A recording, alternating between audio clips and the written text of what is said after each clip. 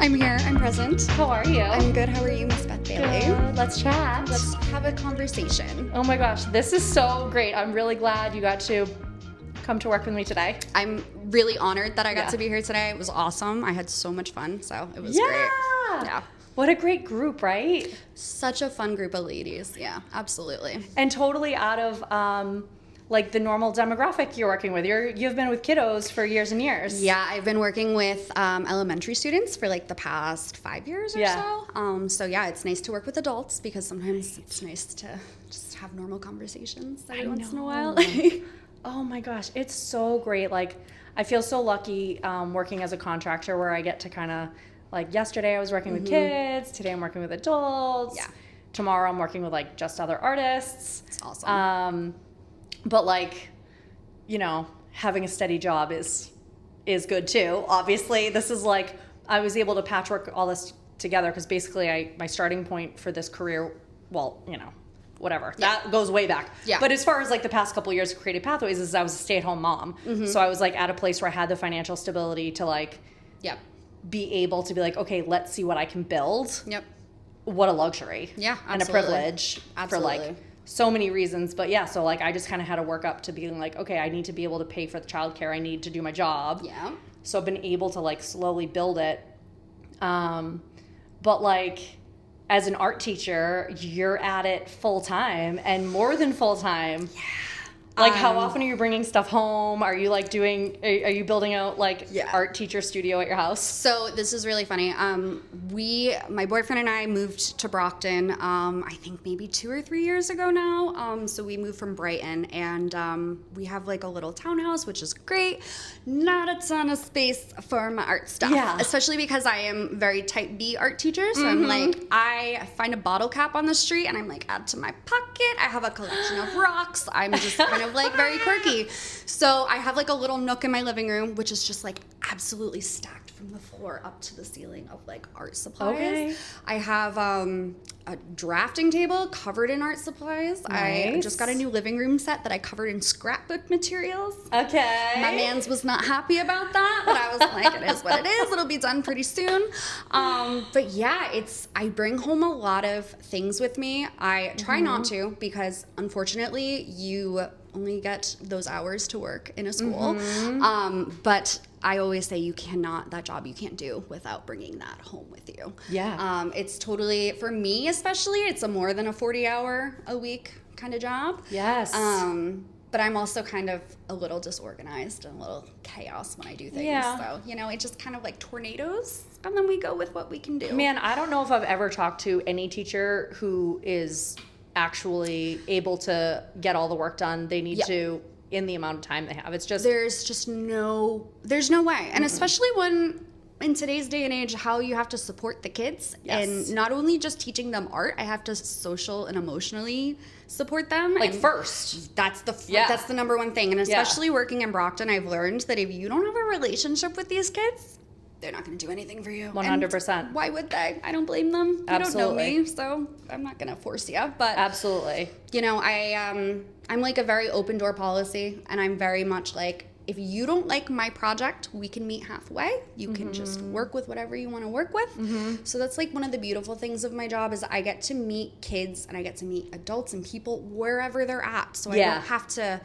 feel like, you know, you should never feel incompetent when I feel like I'm teaching somebody art, because it's just like wherever you're at a great place. We're going to go from there. 100%. It's like exposure to materials is huge. Like you could be 15, but if you've never used paint before, then guess what? You're going to have to smear it around to make a big mess first. Absolutely. Literally make a mistake. That's the best way to do it. Yeah. And like, I think for teachers too, like having that expectation of like, kids have all different exposure levels to things. So sometimes someone's going to be going absolutely wild with some of the materials in a way you're not expecting. But if you're like, oh, this kid actually hasn't interacted with this before, then it's like they're not being fresh. They're not pushing the limits. They're literally exploring. And there's only one way through that, I feel like, no matter what age you start. Yep. Agreed, 100%. And a lot of my art making is, I've always said it's process before product. And like, I'm just very much like, I don't know where I'm going to end up, but I just enjoy the journey and I just take the ride, you know? So I very much try to encourage that with my kids whenever I'm teaching, because I'm like, I'm not perfect. I'm really not perfect at all. I'm very much, someone has described me on more than one occasion as a tornado. Like she walks into a room, she just swirls everything up, and I'm like, yeah, that's kind of what happens. But I just think that making mistakes, finding your footing, figuring out, exploring what feels right for you is like the whole name of the game. I'm like, at the end of the day, I am very much like, I'm not trying to teach you shading. I'm not trying to teach you value. I mean, I do want to teach you those things. Of course I do. But I want you to use art as a modality to kind of not only be able to process your emotions, but also like, I teach my kids all the time, you got a voice, use your voice. I said art and advocacy go together beautifully. We use art sometimes to stand up, to make a point, to express ourselves. And I'm like, that's what I really want you to get from this. And so I get a lot of fun, really interesting, really different, really very unique artwork, which I'm all for, because I think that no artwork should look two in the same. Totally. Absolutely hate nothing against it at all, but like you ever see like the art projects for elementary, and it's just like everybody has a piece in the art show and it's all like the same. Yes. And I'm like, that does teach skill. Sure. There's always a place for that. But I just think individual expression is so important. And I think especially for our kiddos in Brockton, I think that they need ways to express themselves in a healthy, constructive manner. And like just to feel comfortable with materials. So is it called TAB? There's like there's like teaching for understanding. That's so funny you bring that up, because I just learned about TAB this week. Oh, okay. From my list to Google. I feel like teaching for understanding is what I was taught at Mass Art. But now I feel like it's different. It's the same thing, but it's called TAB. It's like is that the TAB? Teaching and I don't remember what it stands for. I don't know. Those things are the worst. But like, is it sort of like kind of getting kids comfortable with a studio practice? Yeah. So it's more like choice based. So it is choice based in your decision making for like the project, but also choice based in your materials that you're going to use to express. So yeah, that. I was just talking to another art teacher about that this week, because it is really, really hard. Like, that is the dream. I feel like most art teachers in elementary or public schools want to do student-based projects, right? Yes. That are just like absolutely independently chosen and driven by the students. But I think what I've learned over the past 5 years is you can't just jump right into that, because most of the time they don't have the foundation. They don't have the receptacle of background knowledge, because they're definitely haven't been exposed to it. And also, young children don't always get to just make their own choices. 100%. So when they're given that opportunity, they almost freeze and they're like, oop, can't do that. I will not be doing that. Right. And so it can be really hard. So you're almost doing an uphill battle. So sometimes too much choice does the opposite of what you want it to do. Right. Especially when they're not confident, you know? So at, I know an art teacher, Steph Wojnicki, what's up? She's amazing. She teaches in that way. She taught at my daughter's school for a long time. She's elsewhere now, but, it's like, I think one of the successes of her classroom too was that she was working in a community where people were not moving in and out a lot. So she'd get kids in as kindergartners, and then you're starting to scaffold them in. Okay, this is how we use the glue. This is where the glue is kept. This is where it's stored. You get kids comfortable with that, and now you can layer something on. So by the time they're in fourth grade, you've like introduced enough things. So now the fourth graders come in. They've already done this, that. But if you're living in like a gateway city like Brockton, where people are maybe moving here and then get placement elsewhere or whatever, it's sort of like, how do you build a choice-based program like that when you can kind of assume you're starting from scratch every September. That's like a tricky challenge. So it's like, I know there isn't one right answer.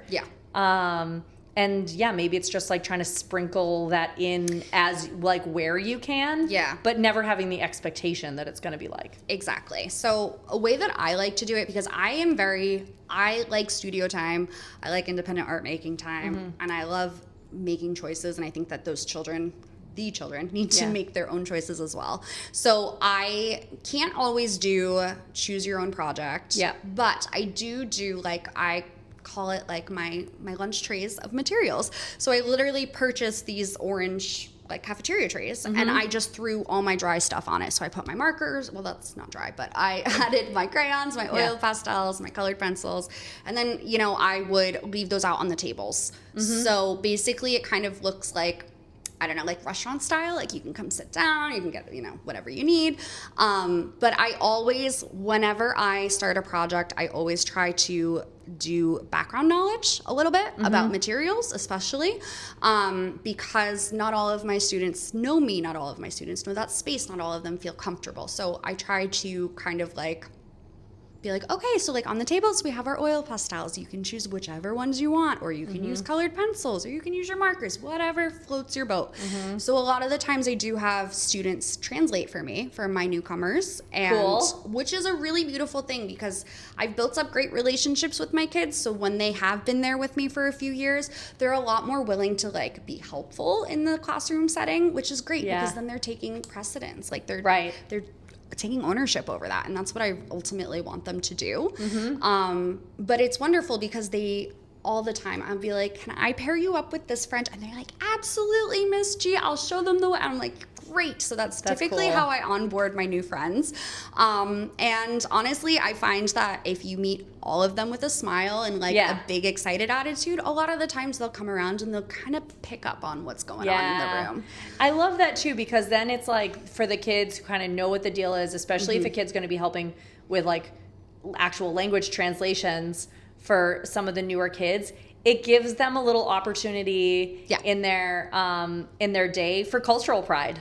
100%. You know, 100%. like I got you. I'm the expert in this. You might know about that, but I know how to actually say these things that you need said, which is probably the most important thing right now. And you know, that's pretty cool opportunity for kids to have. It is. And I love to give them those chances. And I love for them to have just like that opportunity to be in charge of something on their own and have that independence and like, but also celebrate. Like you should celebrate your culture. I love that you can speak Cape Verdean Creole. I love that you're speaking Portuguese. I love that you're speaking Spanish. And it's like, what absolutely. Else you got? Anything. They're like, do you speak it? I'm like, no, but I love to be a part of it. I love to hear it. They're like, we'll teach you. I'm like, okay, well, with what time? But exactly. I know. Just like picking up words here and there. I was doing one of the language apps trying to learn Portuguese, and it like got me going a little bit, but teaching here at the Douglas House where we are, working with people who are speaking Spanish, Creole, Haitian Creole, French, and English, it's like I'm kind of just learning all of the languages for certain words. Yeah. You know? So like there's, as an art teacher, there's certain words I'm coming back to, or even just like basic greetings or like bom dia, just like saying good morning or, you know, but it's like, they're all jumbled around in my head. So I'm like, I don't actually know which language I'm saying sometimes, but I know what the translation is. Yeah. And so many of these people speak so many languages that their brains are so flexible with that they're like, I don't speak Spanish, but like I speak enough languages to know what you're trying to say right now. No, exactly. And I have so many kids that speak like 3 or 4 languages and I'm like, I applaud you.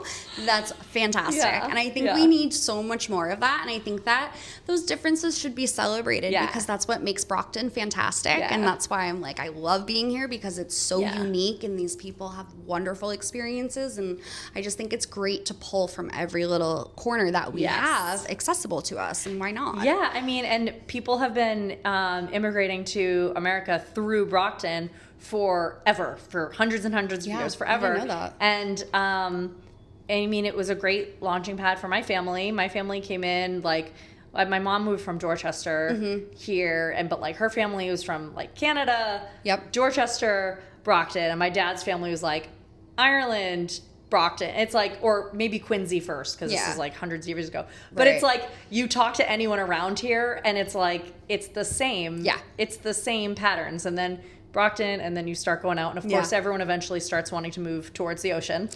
Makes and sense. then they get to the ocean, and then they're like, wait, start moving back. I'm gonna go backwards.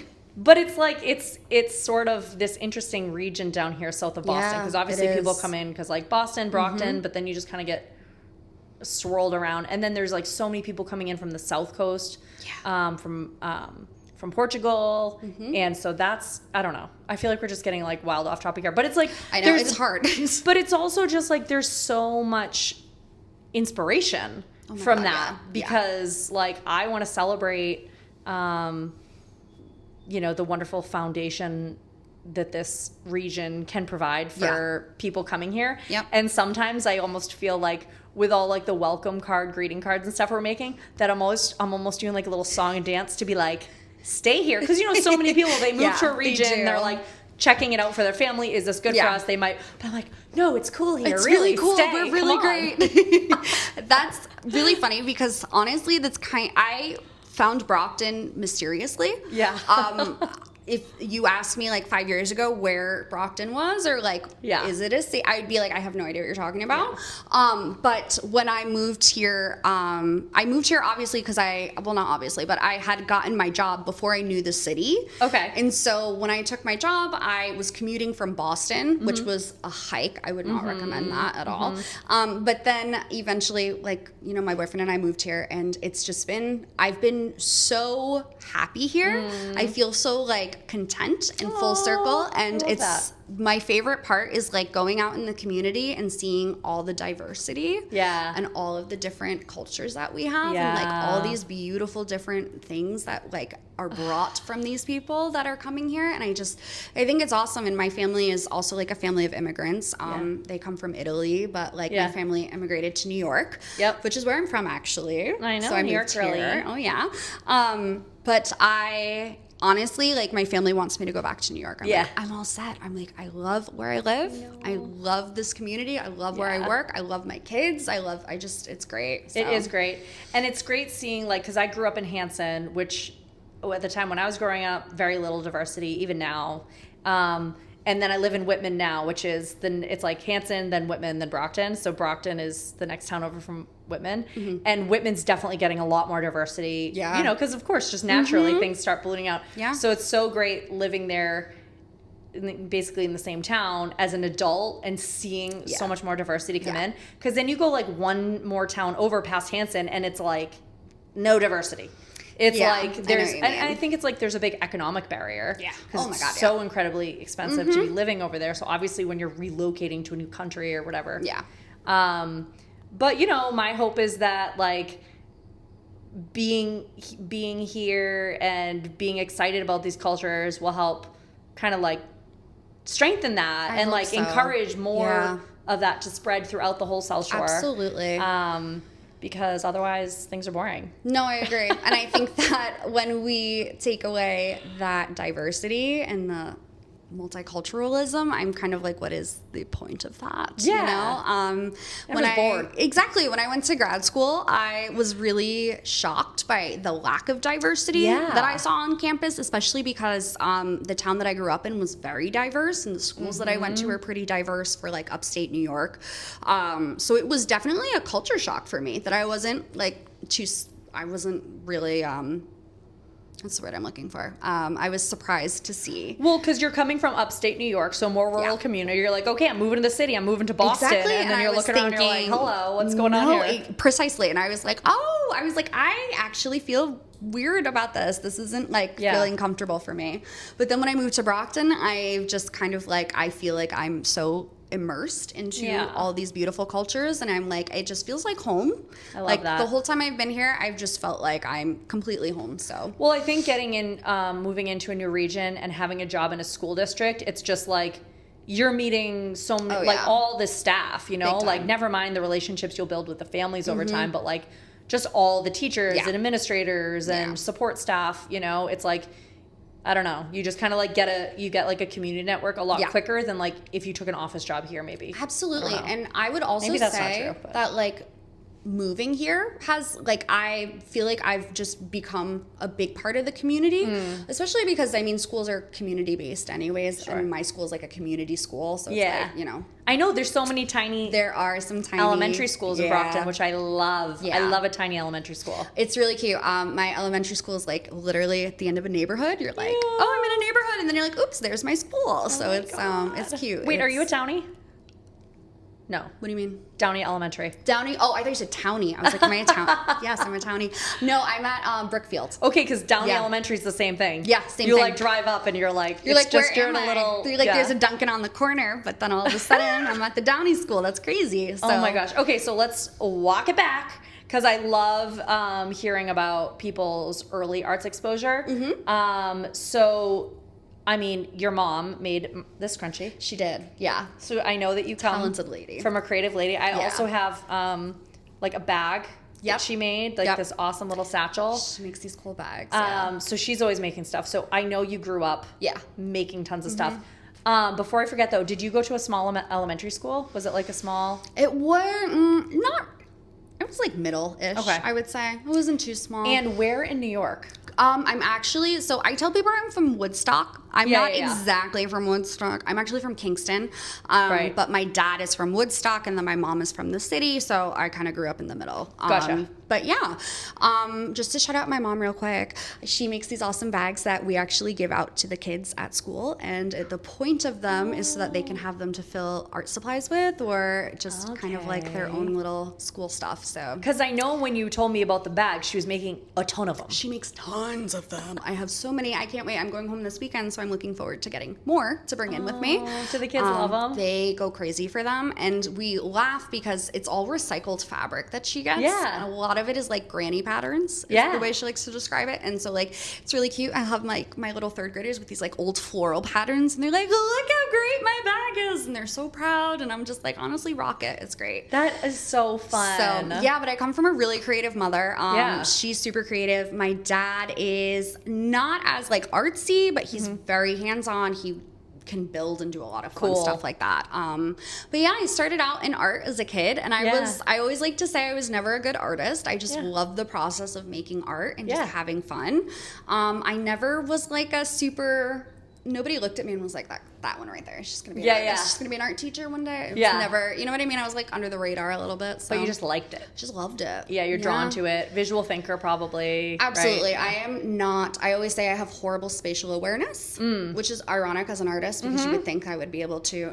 No, I can't find my way out of a wet paper bag. But I definitely have learned so much about myself by doing art, and like I feel like I am who I am as a person today because of the art that I've made and like the processes that I've taken, and it's really allowed me to like explore and to like figure out what kind of person I want to be. Yeah, it's pretty cool. Oh, I love that. Yeah. Well, I think going to school to be an arts educator specifically is really cool too, because you end up learning so many different mediums. So it's like, you're not maybe given the studio time to just like really drill into one thing, but your exposure. So then I feel like, I don't know if that's what happened with me. I mean, I did do a painting degree as well, but like in art ed, I was using so many things. Like I'm very comfortable throwing a ton of different materials at one piece. I love working mixed media and just rolling with it. The older I've gotten, the more I've gotten into like going mixed media. When I was learning, really was drawn to painting, and that was like all I wanted to do. And I was like, I can't do anything else. This is all I know how to do. That's it. I can't draw, but I can paint. But then when I went to college, it was like I didn't major in anything specific. So like my degree was more in art education, which was like, all right, like you said, you're just going to take all these classes and figure out what's going to work best. So that was a nice experience because you're right. Like it lets you kind of like float around and figure out what am I going to do? And then I didn't realize that like now I call upon those like skills that I learned back then. So that's pretty cool because I definitely use them a lot more now. Well, like your zine. Yes. I'll take pictures. Yeah, I'll take pictures and post them too. Because the zines you're making are so cool. They're like little hidden treasures. You can just keep going through and find new things to open. And I'll be honest with you, I have never made one before. Yeah. Wasn't really sure. I'm doing art camp right now with middle schoolers in Brockton, and these kids, when I tell you, jumped off the page. Like, interactive. I have to take pictures and I'll send them to you. It's almost like we need to do a video, actually. No, we do, because it's and they've done, like, I call it zine inception, where they like make one zine and then they put another one inside it and then they do another one, and I'm like, oh my god, you're blowing my mind. Zine inception. It's crazy. It's really crazy. Oh my gosh, that is so great. So you and your mom must have such fun conversations when you're sharing all these things. Yeah. Because she's thriving. Does she work in the arts, or no? What's her deal? So funny. My mom does not. She actually works in healthcare. Cool. And she was an X-ray technician. She was a mammographer, and now she like works for this big company where she like trains people on how to use machines, and now she's doing like customer service calls with that, because she's like, I'm working from home and I'm sewing in my free time. Yes. So every time I call her when she's on a break, I hear in the background. I'm like, what are you doing? She's like, I'm sewing. What do you think I'm doing? Oh I'm my on break. gosh. I'm like, oh my god. Okay. This is the same. My mom too. Yeah. So she's it's so funny. She's just like crafting in all of her free time, which is what so I like cool. to do now too. I just craft whenever I'm free. And so my mom's always like, make sure you send me pictures of your craft, because I want to see what you're working on. I'm like, absolutely. So of I course, love that. Send her a picture from today, because Oh, good. She's gonna love it. Oh, good. Yeah. Yeah, I feel like I have a very similar relationship with my mom. It's just, very Just like craft-based, crafty chatting all the ladies. time. Yeah, absolutely. I brought my mom here one day. You did? Yeah, my mom came and made That's work. amazing. Made art with us here. That's at, awesome. The Douglas house. I am, because my mom lives in New York, I can't always get her here, but I am trying at some point. I would love for her to come to my school, and I think like my students would lose their mind to see Miss G's mom. Yeah. Because they don't think I have parents. They think Yeah. I just sprouted from the ground and I was an adult. But I'm like, nope, I grew up. I was really awkward. I had Harry Potter glasses. Like, I had the whole thing. So. Oh my gosh, yeah. I love that so much. Yeah, it was really fun bringing my mom here. Same thing, because it's like I've been working here since like end of April. Yeah. So people get a sense of my vibe. They know me, and then like my mom comes in and just like, I don't know, just being silly in the same way with my mom at work. It's almost like it's just like confirms that for people too, that I'm like, yeah, this is my actual vibe. This Absolutely. is I am ridiculous. I am absurd. I am making messes. Yeah. We're going with it. We're just doing it. We're doing the thing. Yeah. It is what it is. Oh, and it was so fun to have you as a guest artist here too. I know. I was honored to be here. I had so much fun today. I had so much fun. Oh my gosh. Okay, so what else is going on with you? So we did a sewing class with Miss Olivia Harvey together. We did. Shout out Miss Olivia Harvey. We love you. I actually high-key, low-key signed up for your class again. Oh yeah, that's right. I loved it so much, but I feel like I was like, you have so much knowledge in your brain. I want to pick it a little longer. So I was like, I'm just going to like re-sign up for this. That's great. Yeah, I'm excited. I'm looking forward to that. And Yeah. it's just so nice. I'm glad you're getting in the loop with the North River Art Society stuff anyway, because they just always have good stuff going on. And I like love that you and I have made a connection, because I'm always trying to like get into like more community arts and like trying to like kind of get out there and just be a part of things. Yeah.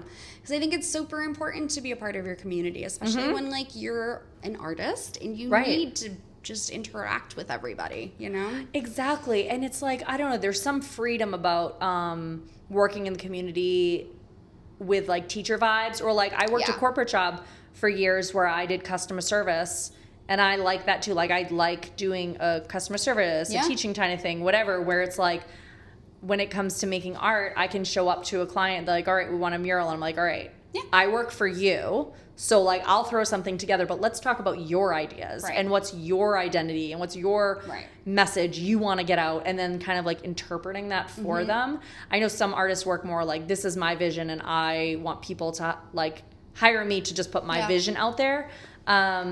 And that almost just seems like a different business plan. Like I like coming in and being able to like just work with the community. I don't know. It seems and I love that you said that, because a lot of art is collaboration, and I think people forget about that. I'm like, you can take ideas and mush them together and make something totally awesome. And I'm like, you know, working with more talented people are going to enable you to get better results. I think it's just like, it should be community arts, because I think art is a community-based activity. Like you need a community, and just always continuing learning too. Like since doing sewing class, and I also did an embroidery class with Olivia, I've been thinking about how to bring that into here, into this group, and actually embroidering that's awesome onto paper, maybe. Nice. I don't know. One of my best friends from college is also an art teacher. She's in upstate New York, so shout out to my girl Cheryl.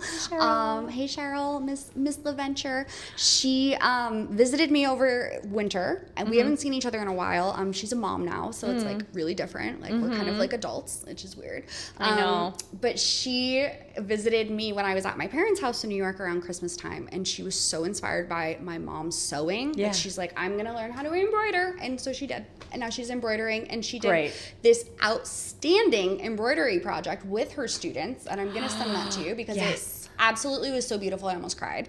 But it's just like little tidbits of things. Like you just never know where you're going to get your inspiration from, and it's like so important, especially as an artist, to keep an open mind and to just like let things come on in, because you just never know. And working seasonally too. Like I took that embroidery class in October, I think, and it was great because, you know, we're like heading into a little hibernation season, and I could be cozy on my couch with my embroidery, really not making that big of a mess. I mean, there are threads everywhere, but whatever. It can't be worse than my scrapbook table right now. Just like glue and shenanigans. Yeah, it's literally Hot Mess Express, as always.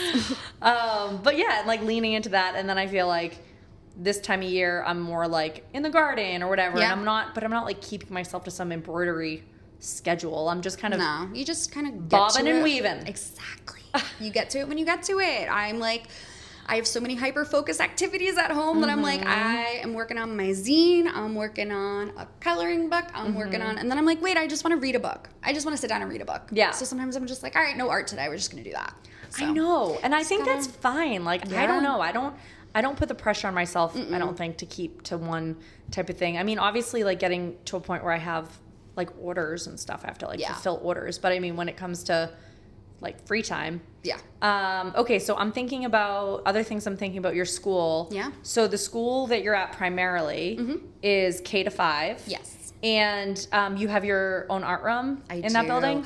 I actually need to get you at my school because you need to check out my art room. I painted a huge mural in the back of my classroom with some current and former Brookfield students that I've taught. So that classroom, so for example, the teacher that was there before me, she was there for like, I think over 20 years. Wow. So a long time. So when I came in, I was like a sub, and then they offered me the position, and then I was like, okay, we're in here full time. Here we go. Awesome. But that room hadn't been updated. Yeah. And so a lot of my school is, you know, hasn't been updated, so like some of the paint isn't like a nice color, you know. It's a little bit like a wheat color, and I'm like, ooh, not the most inspiring.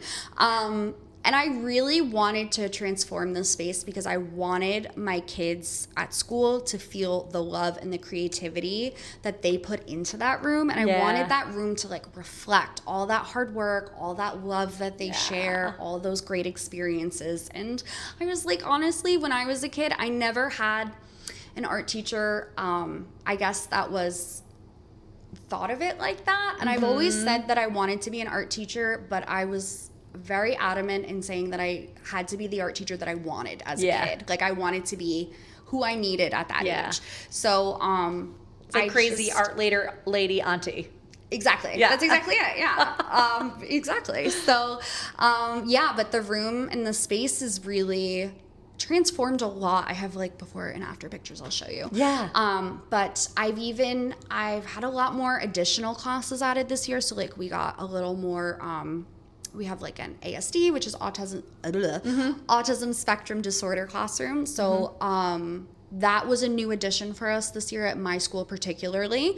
And luckily, because I'm an artist, I also have a background in special education and severe SPED, which is actually what I did before I started teaching art. Oh my gosh, I don't know if I knew that. That's awesome. That's like my little secret.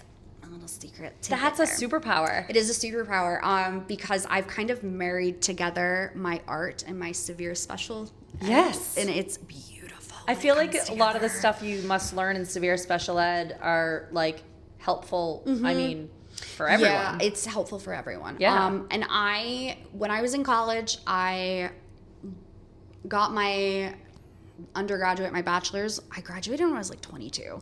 And I was like, ooh, I'm too young to go teach, and I don't know what I want to do with my life. I don't know if that's really what I want to do. So I was like, I'm going to go back to school. And that's what I did. And I was like, well, I love education, but I was like, I kind of want to venture out of art. I want to see if like I can do something else.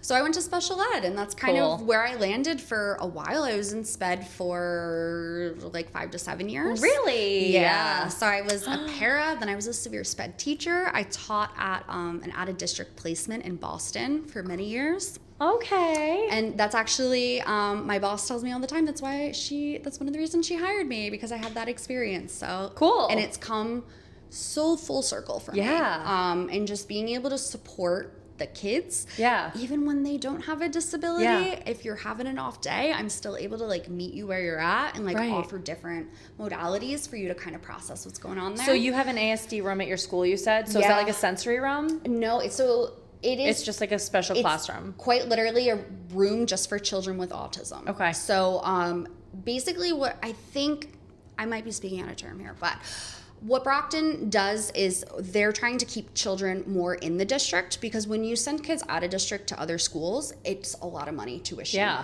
I think when I was at my school, it was like $80,000 for one student to be there, which is a lot, but it was a special school, so it was like for students who were more medically complex as well.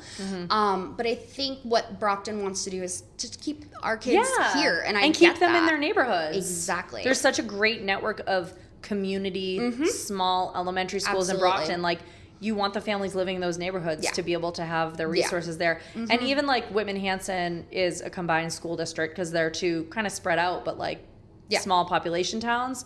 So I know that even there, they do have to like put a lot of the specialty services in one or the other. So some families do have to travel a little, which I imagine Brockton might have to do that too. But like, if you keep it in the same city. Yeah, exactly. Least. That's, appropriate, I think. Yeah. So we had 2 rooms that were specifically for students with autism. And they were in about, I would say kindergarten. It was kindergarten, sorry. A lot of kids, a lot of classes. And what was really beautiful about that is I was really able to kind of beef up a lot of sensory in my room. Cool. And I did that on my own. So I don't know if you ever heard of Donors Choose. It's a great teacher's website. It's like a donation site. Oh, yes, I have. Yeah. So basically, teachers put projects on there. You could do a project for anything. And these big companies looking for tax write-offs donate. And then a lot of the times, Donors Choose will just match the donation. So then you get like your entire wish list funded, which is bananas. It's a great resource. And I've honestly used it a few times, and it's come through for me every time. That's really cool. Okay, I'll link it in this. So I did a Donors Choose I wanted a art library. I was like, well, literacy, super important. We want to make sure that these kids are getting their literacy in a lot of different areas of the day, especially in specials.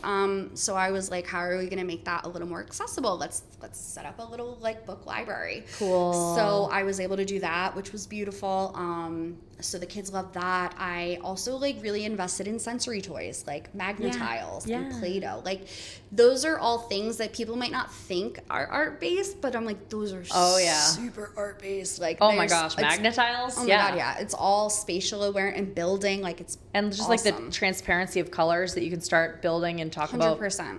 color wheel things. And not every one of those students was able to access the exact curriculum that I had left out for them, but they were all engaged in something. Whether that was on the rug reading a book, whether that was sitting on a chair. I had a beanbag chair and not a beanbag, I had a futon. So I had different seating options. Cool. Then I was able to get cube chairs, which was awesome. So then they had that option. So it was a whole bunch of, it was like variety hour, and I loved that. And that was my favorite thing, because I'm like, in order for me to feel like I'm doing a good job, I need to make sure that these kids feel supported, and it needs to make sure that it's every one of them. I love that. So I did my best to make sure that everything was accessible, everybody felt comfortable, and that we all were able to kind of like engage in art when and how we needed to do it, and they did. And I had such success stories. Like some of my hardest kids would sit down and be like, yep, I'm playing with that Play-Doh for 40 minutes. And I was like, yes, like I'm so proud. Man, it's great. Yeah, it's great that you've really spent the time to make your, like, first of all, having an art room is amazing because so many art teachers have to travel. 100%. But if you can actually have your own room, it sounds like you've been in that room for a couple of years now, right? So you've had time, because it takes time to build this out and like change the paint on the walls you know, like make these different areas where the kids can sit and feel comfortable. Because again, if we're not dealing with social emotional first, nothing else is on the table for these kids because they're busy sorting out whatever that other stuff is. I'm literally so overstimulated, I cannot access what you want me to do. And exactly. I'm gonna scream. And I'm like, I get that. I'm like, totally. I wanna scream too. Yes. We can scream together. That's fine.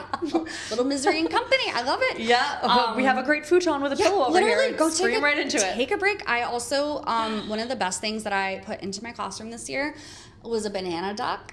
What? It's exactly what it sounds like. It's quite literally a banana body with a duck head. And it's this gigantic plush, okay? So I had banana duck, and I have a lot of kids, especially my kindergartners, especially my newcomers, like, and they come from new countries, they're very like, very, and I totally understand it. It's like you're in a new place, no idea what's going on. Yeah. Who are these people? Yeah. Don't understand what they're saying. And now you're giving me crayons and you're like, color this. And then they just cry. And then I was like, okay, I have to make this better. So I was like, all right, we have banana duck. He's like this big stuffy. Oh my God. And I'm like, all right. So I was like, I modeled banana duck hug. And sure enough, I can't tell you how many of my kids this year would be like, where's banana duck? I need a hug. I was like, oh my God, go get banana duck, you know? And then I had, it was the cutest. I remember one of my kindergartners had him, like, you know, like when kids hold like by the head? Yeah. He like had him in like a little headlock and he was coloring with it. And I was like, oh, it's the cutest thing ever. But just like little quirky things like that I wouldn't have thought would have like had a place in a classroom, they all take place in my room. I'm like, just something silly. Silly. And I found that the sillier I am, the quirkier I am, the more that I'm myself, the more they respond to me. So it's like a nice little merriment. I'm like, yeah, it'll be weird. I'm a weird lady. Yes. Like, it's fine. That's the goal. It's literally, I'm like, my goal is to be the weird old art lady with like, you know, I don't know, really long, crazy gray hair 100%. with like a paintbrush bun or something. Always have, it's so funny, my students will draw me, I always put pencils in my hair. I put stuff in my hair all the time because like you're on the go. Like my classes are 40 minutes and I have like less than. You probably wear these overalls a lot too. No, I do. These are functional choice. Pockets. It's always pockets. And everything has paint on it. I bought overalls for my painting job tomorrow. I love that. And be like painting mural on the go, outside. My overalls are like my favorite. They're the most utility and they're the cutest. And one of the kids today at summer camp was like, Miss G, I'm loving the fit. I'm like, thank you. It's my overalls. I love them. Thank you. Oh, they come in handy. They're great. Oh my gosh. It's so true though. You're like on the go, doing a million things in the hair, just leaning into being yourself is just good for anything. I feel like this could be a conversation about absolutely anything. But being the weirdo art teacher, yesterday weird. When I was teaching at Levitate Kids Camp, I was doing these seagull puppets, and before the kids came in, as they were walking, they were coming through the doorway, they could 100% see me holding the seagull, and I'm just making this crazy voice like, hey guys, what's going on? Like, but they're making eye contact with the Google eyes. They're like here for it, you know? They love the weirdness. Yeah. Like I definitely, sometimes I change my voice up and I can go really dark and you know, and they're like, who? I'm like, who is that? And I'm like, it's me, you're not paying attention. Do you hear me? I'm over here. Hi. And they're like, okay, like you're a weird lady. Another thing I have in my classroom is a doorbell. And I go ding dong every time that I'm like, oh, I want you to be quiet. And so my favorite is when they just talk over my doorbell. And I'm petty, right? Because I'm like a crazy person. So I just sit at my desk and I'm like, ding dong, ding dong, ding dong. And I'm like, I'll just wait. I'll keep ringing that doorbell. And they're like, Miss G, that's really annoying. And I'm like, it's also annoying when you won't stop talking. Right? I'm like, Here we go. Yeah. My point has been made. Okay, so hot takes. Banana duck. Banana duck. Everyone needs a banana duck. You need a banana duck. And doorbell. And doorbell. Yeah. I honestly wish I could ding dong most people in my life. Like, oh, you're done. Ding dong. Oh my gosh. Okay. Moving on. Do you have any other crazy little like weird tips that you've come up with over the years for oh my God. just like classroom playfulness? Definitely my favorite thing to do is when a project doesn't go to plan, I just throw it out. Yeah. Sometimes I'm like, I don't think this is working. And the kids will be like, no, I like it. And I'm like, no, you don't. You don't though. But like, you're lying to me. And they're like, yeah, you're right. We hate it. And I'm like, okay, cool. So I'm like, we'll just start over. It's fine. Yeah. So I think like one of the biggest takeaways I've learned is just don't take it too seriously. Like you just got to roll with it. And if you are okay with like the change and things switching up, the kids will roll with you. Wow. Like they just catch on and they'll go with you. And another thing I like is I also like I survey them. It might sound crazy, especially because I teach elementary and people are like, "What? Why would you do that? Why would you?" And I'm like, "Well, I want to know. Like, I want to know. Like, are you interested in this? Are you not interested in this? Like, I also want to make sure that my projects are like not boring because like if I'm not engaged, you're not engaged. So like I got to be into it, but also I need you to be into it. So I just think that like letting them have some choice. And like be like, hey, what are your ideas? Like I want to hear, what are you? They're like, really? And I'm like, of course. I'm like, this is it. This is art. We collab. Like this is how we're gonna work together. I really like the throwing stuff away because that's such a huge thing with anyone making art of any age. If they're just getting into it, it's like, oh, that went wrong. And it's like, okay, number one, you could just go with it and see where that takes you. Or also you could throw it away. Just throw it away. And start over. That's totally fine. Liberating to just throw it out. And all the time when the kids go and they're like, well, I don't like, I go, basura. They're like, what? I'm like, basura, trash. Throw it out. Throw it out. Start basura. Over. Basura. What is that? Is that Spanish? Spanish for trash. Okay. Yeah. Basura. They're like, okay, Miss G. Basura. I'm like, no, go get new paper. Go. It's fine. Use the back of it, but like, yeah. So I just think that that's such an important skill to learn because nothing goes to plan. And like this isn't that serious. No, not. It can be if you decide to be making some statement piece, but like right now we're exploring. No, we're living life and we're enjoying ourselves. And like we should be able to use art to have fun, to communicate, to be learning from each other. And I try to like let that breathe in my classroom. Yeah. And I try to just give them as much space to just create as possible. But, you know, sometimes I'm a little less hands-on, which can be a little bit of a choking moment because I'm like, oh, okay, I've given you too many options and now you're painting my walls. And I'm like, okay. Yeah. So yeah, definitely classroom management is another thing in there that I've learned. There's boundaries, you know, like you learn with teaching what you're okay with, what you're not okay with, and like where your limits are. Like they're going to test your limits. And so They have to, otherwise they don't know where they are. Well, they don't know. And I think the biggest thing too is people get upset with children and they're like, I don't know why they made that choice. I don't know why they did that. They know better. And I'm like, okay, but I think you're forgetting that their brains are not fully developed. Yeah. Like our brains literally aren't fully developed till they're like 25-ish. I know. So I'm like, they're supposed to do stupid things because that's how they're going to figure out not to do that again. And I just think that like if you are a little more like a softer landing for them to kind of like make a mistake, but just be like, okay, that wasn't the best idea, but like let's think about how we're going to make that better.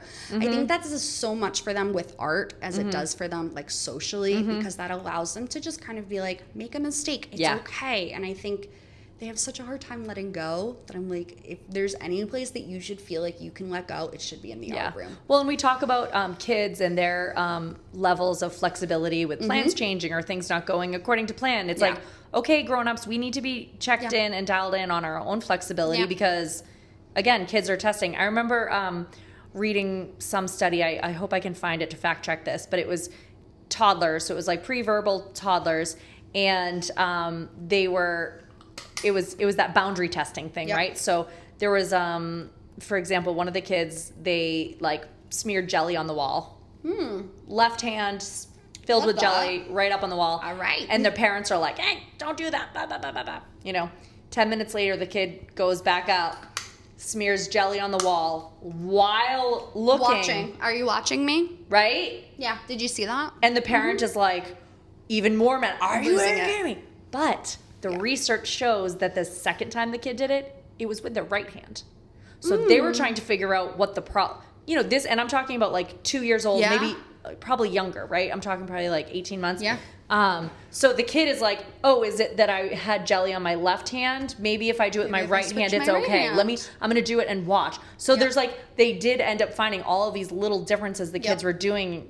And that's exactly what was happening. They were seeking the boundary. Yeah. They were trying to figure out where that line was exactly. Yeah. And there's not much solving that, especially like at that age. Yeah. They're just going to do it. But like just being aware that it's gonna happen. It's just developmental. Yeah, like it's just that's where they're at, and it's Yeah. like, honestly, they're gonna make dumb choices, and that's fine. And I'm like, I make dumb choices sometimes too, Yeah. and that is okay. Like, it's just sometimes, it happens. And I think the other thing too is that like my kids, because I teach so many of them, so like I'm the only art teacher at my school, and my school is probably about between 500 to 600 kids. Yeah.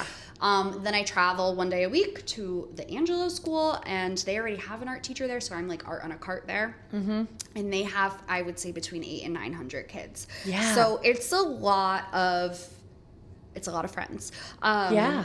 So, a lot of them just kind of idolize me because I'm like their art teacher, I guess. Yeah. I don't know. They think I'm cool. I'm not that cool. You are. Thank you. I think you are. I'm like, I'm actually just really dorky, and I've just branded it at this point. So That's what cool is. I'm pretty just sure. going with that, Yeah. But I try to remind them that I'm like, listen, like you're a human, I'm a human. Like we're gonna make mistakes, and they're like, but I can't draw the way you're drawing, and I'm like, but I don't want you to draw the way I'm drawing. I'm like, you're not supposed to. I'm like, I've been drawing longer than you've been alive. Like, that's not the point. Like, yeah, and even when you've put in the same amount of practice as me, it's still going to look different. It is, because you have your style, I have mine. And the other thing that's really funny is, like, for myself as an artist, like, I never really liked my art. Like, for most of my life. It wasn't until I really started teaching art that I had to get comfortable with making a lot of, like, rash decisions and just kind of, like, going with it and making mistakes, and, like, you just kind of meander through. And I tell people all the time, because they're like, how do you do art? I'm horrible at art. I can't do it. And I'm like, it's like riding a bicycle. Yeah. It's training your hand. Once you've trained it, you know what to do. Right. It's like you just kind of naturally go towards it. And it's like, of course, if you're not going to practice, you're not going to get better at it. Right. Yeah, I remember in college learning, and like drawing one and using, your measurements. You're holding your pencil and you're like, okay, if from that to that is there, then that means that ratio to here, and it's just measuring. Yeah. And then, but then you just train your eye to do it without all the hands all over the place. Yeah. And it's like just like a mind-body connection situation. Exactly. And I always say, when in doubt, elements of art, it out. Basudo. Is that how you say trash? Basura. Wait, no, how do you say trash? Basura. Basura. Watch When in doubt, throw it out. When or in doubt. Basura. I had to translate that whole sentence into Spanish. When in doubt, basura. Like, oh my God. All right, well, we should probably move on with our lives here. We have been here for hours. We've been making art for days. Got so into art here today at the Douglas House. We had a slow start to the group, but people trickle in throughout. They showed up. Yes. Yes. Yeah, they showed up. By the end, we probably had at least like 8 people. It was maybe awesome. more. I didn't count. Yeah. But I took photos. So people were happy in there making art. And then what about you? What's the rest of your day like? Are you doing something else to decompress? Are you gonna go make art? So funny. I'm teaching summer school right now at South. Shout out to other Miss G, my supervisor. Yeah, love you, Miss G. We love you, Miss G.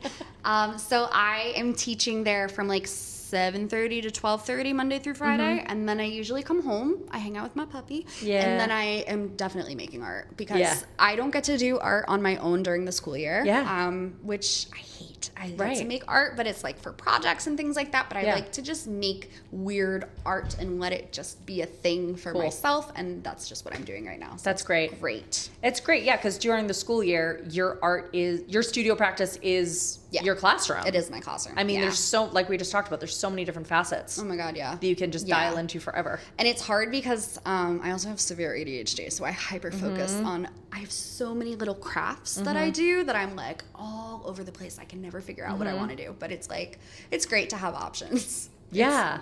It's fun. So what's on the craft table today? I don't know. I'm thinking I'm going to do junk journals. Yes. Yeah, because my students are getting me into, I taught them about zines, but they taught me about junk journals, and my mind exploded. I don't know why I've never junk journaled. Have you looked it up? Yes. Yeah, it's crazy. It's amazing. insanely I think they come up to amazing. me, my Instagram. I get some junk journal algorithm stuff going I on. love that for you. But yeah. I'm obsessed with the idea of the junk journal inception. No, it's you're blowing saying. my mind. So I'm quite literally going to probably make more zines to put inside my junk journals. I'll send you some really cool videos of some of my student stuff because they literally made it interactive, and I'm just like, every time they're like, Miss G, look at this one. I was like, oh my God, I can't take this. It's too good. It's too good. Oh, So, the precious art babies. they are precious for sure. Oh my gosh. And I love them so much. All Yeah. of them. Literally all of you. I love all of you. So, Hundreds. Hundreds of them. Hundreds of them. Yep. All right. Well, thank you so much, Rose. Thank you for having me, I Beth. know. I Thanks for letting me appreciate it. grab you in the Douglas House Library No problem. I'm honored to be here. / So craft room. thanks for having me. Thank you. Scene.